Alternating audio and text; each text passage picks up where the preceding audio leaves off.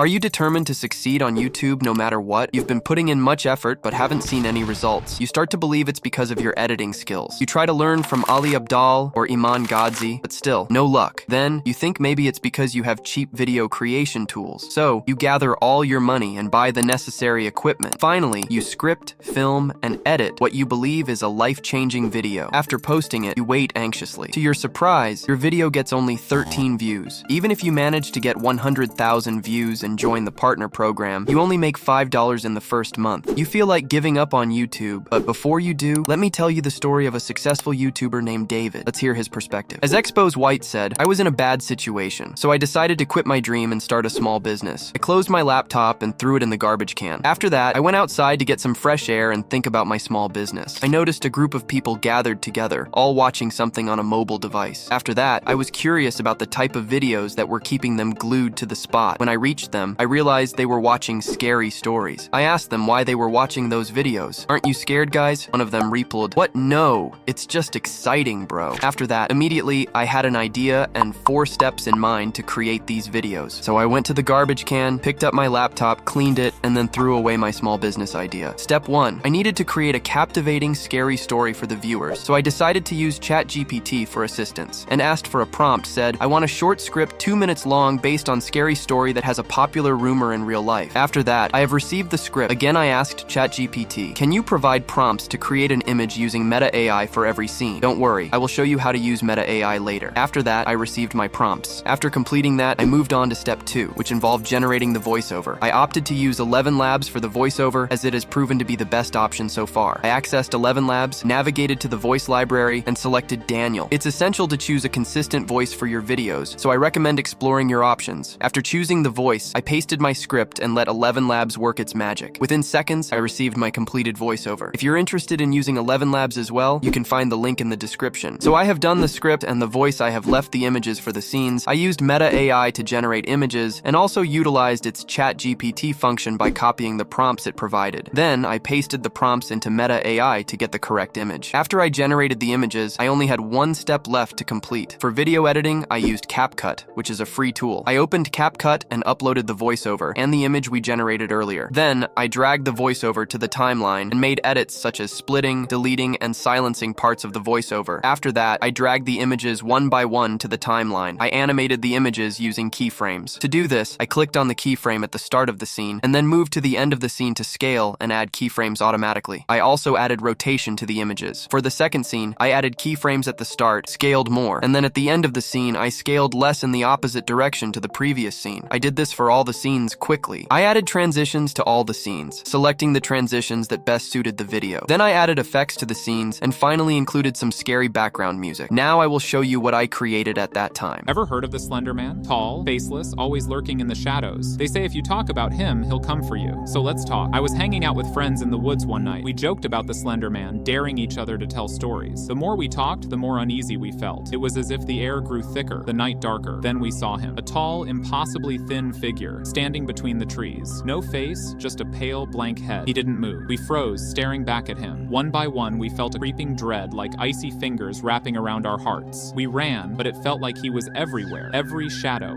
every corner of our vision. When we finally burst out of the woods, he was gone. Or so we thought. That night, I couldn't sleep. Every time I closed my eyes, I saw him, standing at the foot of my bed, reaching out with those long, spindly arms. I haven't been back to the woods since, but sometimes I still feel like he's watching, just out of sight, waiting. Do you dare to talk about him? They say if you do, he'll come for you too. But hey, it's just a story, right?